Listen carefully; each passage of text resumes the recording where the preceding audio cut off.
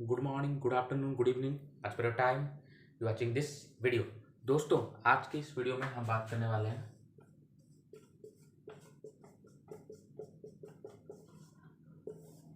Accounting के बारे में। दोस्तों, अकाउंटिंग क्या होता है, इसके मीनिंग के बारे में इस वीडियो में हम जानेंगे। वीडियो को एंड तक जरूर देखिएगा, ठीक है। तो अकाउंटिंग होता क्या है? 5 वर्ड्स आपको याद रखने हैं।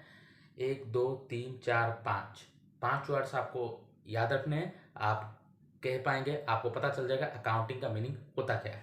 मैं लिखता हूं यहाँ पे।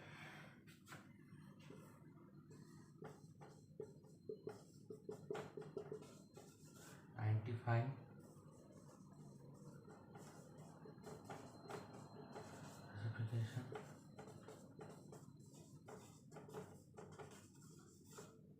समराइजिंग 1 2 3। चौथा, पांचवा है क्या?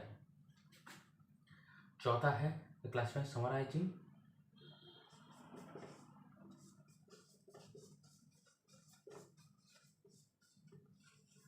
interpretation, identifying, classification, summarizing, interpretation and analysis. Identifying, classification, summarizing, interpretation, analysis of किसका? of transaction। कहाँ पे? in financial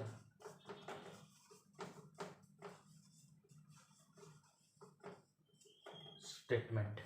ओके, तो दोस्तों यहाँ पर आपको अकाउंटिंग का पूरा डेफिनेशन लिख दिया गया है। सर ऐसे डेफिनेशन लिखा जाता है? ऐसे ही याद रखा जाता है। मैं आपको याद करवा रहा हूँ। आपको एग्जाम में क्या लिखना है? Accounting means identifying, classification, summarising, interpretation, analysis of transaction in financial statement. यही लिख देना है आपको। पूरा डेफिनेशन आपका हो गया। तो अकाउंटिंग का मीनिंग क्या होता है? आइडेंटिफाइंग। आइडेंटिफाइंग किसका? ट्रांजैक्शन आइडेंटिफाई करना है। इसका थोड़ा मीनिंग मैं आपको समझाता हूँ। आइडेंटिफिकेशन का मीनिंग होता क्या है? जब आप कहीं दुकान पे जाते हैं, मान लो किसी पकोड़े वाले की दुकान पर आप गए, आपके घर के आसपास बहुत सारे पकोड़े वाले होंगे, आप उनमें रोज खाते होंगे या फिर हफ्ते में 2-3 बार खाते होंगे। उस दुकान पर आप जाते हैं और दुकान वाले को कहते हैं कि देखो मुझे गरम गरम पकोड़े चाहिए, ठंडे वाले मत देना, अभी बनाए हैं जो पकोड़े वो देना। उसके पास 100-200 पकोड़े रखे होते हैं और उनमें से वो क्या करता है, चुनता है कि कौन से पकोड़े बहुत गर्म है, यानी कौन से पकोड़े जो मैंने अभी बनाए हैं। उनको उन 100-200 पकोड़े में से 10-20 पकोड़े चुन करके आपको देता है खाने के लिए। उसे क्या कहते हैं? उसे कहते हैं आइडेंटिफिकेशन ऑफ पकोड़ा। लेकिन यहाँ पर आइडेंटिफिकेशन ऑफ पकोड़ा नहीं है, आइडेंटिफिकेशन ऑफ ट्रांजैक्शन है। ट्रांजैक्शन होता क्या है? इसी चैनल पर मेरे वीडियो अपलोड हुए हैं, उनमें ट्रांजैक्शन का मीनिंग बड़े अच्छे तरीके से मैंने डिफाइन किया हुआ है। फिर भी इस वीडियो में मैं दोबारा बता देता हूँ। ट्रांजैक्शन का मीनिंग होता है, अगर पैसों से कोई लेन देन होता है उस चीज को हम ट्रांजैक्शन कहते हैं। इवेंट क्या होता है? जब हम सुबह उठने से लेकर रात को सोने तक या फिर रात के बीच में भी जो भी हम काम करते हैं उस सब इवेंट में जाता है। लेकिन हर इवेंट ट्रांजैक्शन नहीं होता, लेकिन हर ट्रांजैक्शन इवेंट होता है। तो ट्रांजैक्शन होता क्या है? जहां पर पैसों से लेन देन होता है या फिर पैसे या पैसों से रिलेटेड कोई किसी वस्तु का लेन देन होता है। मैंने अपने दोस्त को कहा बॉल लेकर आना, आज खेलेंगे, ये इवेंट है, ये ट्रांजैक्शन नहीं है। लेकिन अगर मैंने अपने दोस्त को 20 रुपये दिया और कहा कि बॉल लेकर आ, इससे हम खेलेंगे, तो एक ट्रांजैक्शन हो जाएगा। लेकिन यहाँ पर जो ट्रांजैक्शन है, पर्सनल लेन देन को यहाँ पर ट्रांजैक्शन नहीं कहा जाता। किस चीज का ट्रांजैक्शन?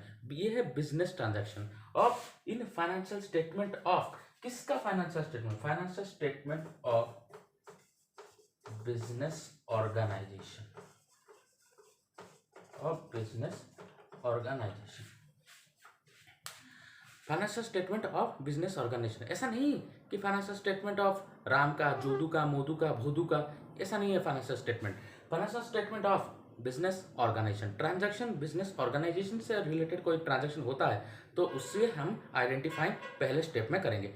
अब आप क्वेश्चन पूछेंगे कि बिजनेस ट्रांजैक्शन ऑर्गेनाइजेशन का में जो पैसों से लेन देन होता है वही ट्रांजैक्शन होता है? हाँ, वही ट्रांजैक्शन होता है। मान लो आपने दोस्त को 20 रुपये दिया और दोस्त ने आपको लिए एक बॉल लेकर आए, आपके लिए बॉल लेकर आए खेलने के लिए, तो ये ट्रांजैक्शन नहीं कहा जाएगा। लेकिन अगर आपके पापा की खुद की दुकान है, ग्रोसरी की दुकान है, और वहां से वो घर के लिए कुछ सामान लेकर आए तो ट्रांजैक्शन माना जाएगा, क्योंकि वो खुद दुकान चलाते हैं, उन्होंने अपनी दुकान से खुद सामान लेकर के घर गए तो उनका जो दुकान में जो स्टॉक था वो कम हो गया होगा। लेकिन वो अगर आपके आपके लिए बिग मार्ट या फिर बाजार कोलकाता से एक शर्ट खरीद कर लाते हैं, वो ट्रांजैक्शन नहीं होगा। क्यों नहीं होगा?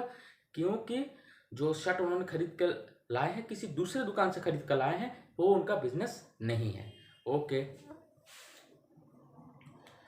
तो अब transaction in financial statement of business organisation, ये फाइनेंशियल स्टेटमेंट होता क्या है उसके बारे में हम अगले क्लास में पढ़ेंगे। ओके, उसके बाद आइडेंटिफाई क्लासिफिकेशन। क्लासिफिकेशन क्यों ज़रूरी होता है? क्लासिफिकेशन इस चीज़ के लिए ज़रूरी है कि मान लीजिए आपका बहुत सारा मतलब ट्रांजैक्शन रिकॉर्ड हो गया, बहुत सारा मतलब एक दिन में एक दुकानदार एक आदमी को सामान नहीं बेचता। ग्रोसरी दुकान हो या फिर जो पकोड़े वाला हो, सिर्फ आपको पकोड़े नहीं बेचेगा, वो बहुत सारे लोगों को पकोड़े बेचेगा, राम को, शाम को, जोधू को, मोदू को, भोदू को। लेकिन क्लासिफिकेशन इसलिए ज़रूरी है कि पता करने के लिए कि राम को कितना बेचा, श्याम को कितना बेचा, जोधू को कितना बेचा, मोदू को कितना बेचा। इसको पता करने के लिए क्लासिफिकेशन होना बहुत ज़रूरी है। क्लासिफिकेशन का अकाउंटिंग में टेक्निकल टर्म है, उस टेक्निकल टर्म का नाम है लेजर। Okay, summarising. समराइजिंग का मीनिंग क्या होता है? समराइजिंग का मीनिंग होता है जो भी आपने आइडेंटिफाई किया, क्लासिफिकेशन किया, उस चीज़ को आपको समराइजिंग करना है, उसको समरी फॉर्म में लिखना है आपको। समरी क्यों की जाती है? कि पता करने के लिए भाई कितना देना है, कितना लेना है। मान लो राम से आपने 500 रुपया लिया, शाम को आपको 100 रुपये देने हैं, जोधू को आप से 100 रुपये पाने हैं, तो टोटल में कितना लेना है, कितना पाना है, इस चीज़ के लिए समराइजिंग करना बहुत ज़रूरी है। समराइजिंग का अकाउंटिंग में टेक्निकल टर्म है, उस टेक्निकल टर्म का नाम है ट्रायल बैलेंस। ओके, उसके बाद है इंटरप्रिटेशन। इंटरप्रिटेशन होता क्या है कि समझना। इंटरप्रिटेशन एनालिसिस एक ही तरह का टर्म है, इसमें थोड़ा थोड़ा बारीकी डिफरेंस है, लेकिन इंटरप्रिटेशन और एनालिसिस का मतलब एक ही है। क्या है ना? ट्रांजैक्शन, जो भी सारे आइडेंटिफाई, क्लासिफिकेशन, समराइजिंग के बाद ट्रांजैक्शन को समझना कि ट्रांजैक्शन बिजनेस के लिए प्रॉफिटेबल है या फिर नहीं है, बिजनेस इससे ग्रो कर रहा है या नहीं कर रहा है। और जो इन्वेस्टर्स है उनको भी समझ में आएगा, हाँ इस दुकान का या फिर इस बिजनेस का प्रॉफिट बहुत ज़बरदस्त है, यहाँ पर पैसा लगाना चाहिए।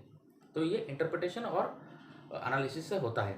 किस चीज़ का होना चाहिए? फाइनेंशियल स्टेटमेंट का। फाइनेंशियल स्टेटमेंट में दो चीज़ें आती हैं, एक है प्रॉफिट एंड लॉस अकाउंट और दूसरा है बैलेंस शीट। ओके दोस्तों, आज के वीडियो में हम इतना डिस्कस करेंगे और अगले क्लास में हम अकाउंटिंग से जुड़े और कुछ टेक्निकल टर्म डिस्कस करेंगे। तब तक please like, share and subscribe the channel. Okay, bye bye.